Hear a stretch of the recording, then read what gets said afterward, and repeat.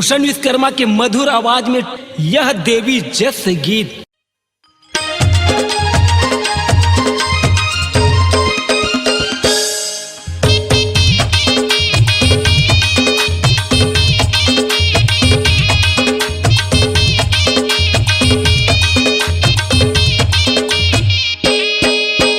जय हो माँ जानकी बन विपतारा मोर गाँव के।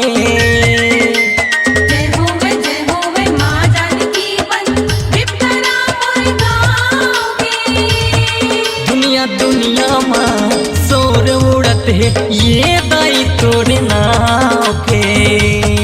दुनिया दुनिया माँ शोर उड़त है ये दाई तोरे नाव के। जय हो माँ जानकी बन विपतारा मोर गाँव के। जय हो माँ जानकी बन विपतारा मोर गाँव के। दुनिया दुनिया माँ शोर उड़त है ये दाई तोरे नाव के। दुनिया दुनिया माँ शोर उड़त है ये दाई तोरे नाव के।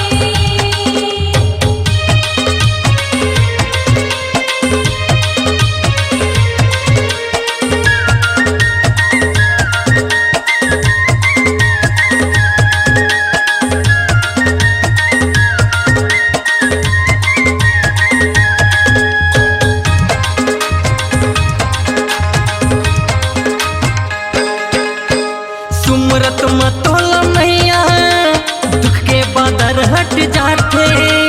दंडवत गिरत रेंगत घुंडत तो दरस भरे आते। दंडवत गिरत रेंगत घुंडत तुर दरस भर आते।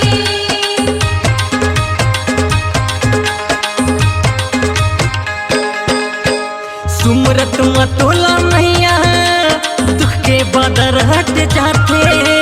दंडवत गिरत रेंगत घुंडत तुर दरस भरे आते। दंडवत गिरत रेंगत घुंडत तुर दरस भर आते।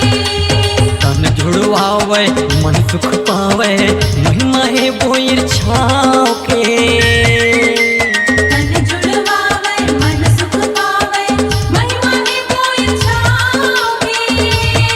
दुनिया दुनिया माँ शोर होवत है ये दाई तोरे नाव के। दुनिया दुनिया माँ शोर उड़त है ये दाई तोरे नाव के।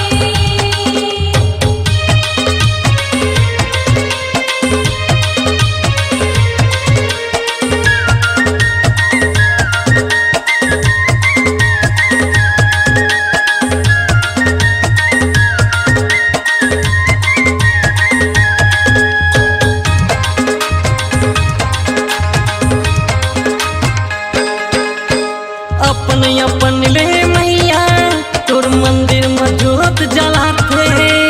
दाई दीदी मन भाई भगत जन मन चाह फल पाते। दाई दीदी मन भाई भगत जन मन चाहा फल पाते।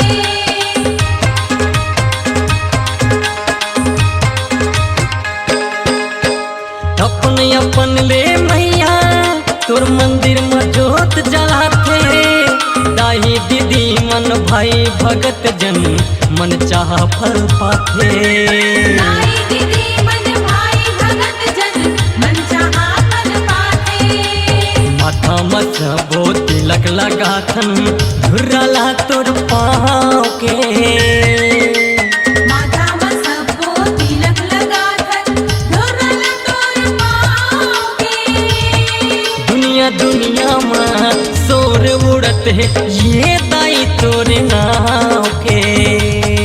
दुनिया दुनिया माँ शोर उड़त है ये दाई तोरे नाव के।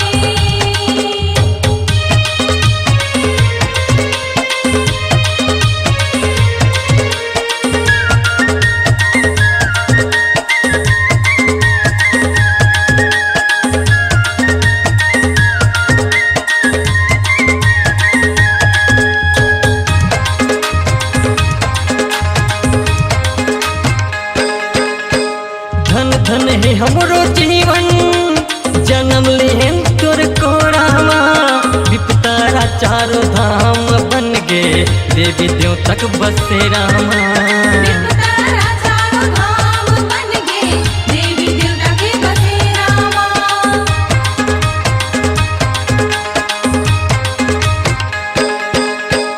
धन धन है हमरो जीवन जन्म लेहन तोर कोरा माँ। विपतारा चारों धाम बन गए देवी देवता के बसेरा माँ। तारा चारों धाम बन गए देवी देवता के बसेरा माँ। आशीष दे दे जगनू रोशन ला माता वो भक्ति भाव के। आशीष दे दे जगनू रोशन ला माता वो भक्ति भाव के। दुनिया दुनिया माँ सोर होवत है ये दाई तोरे नाव के। दुनिया दुनिया माँ सोर उड़त है ये दाई तोर नाव के। जय होवे माँ जानकी बन विपतारा मोर गाँव के। जय होवे माँ जानकी बन विपतारा मोर गाँव के।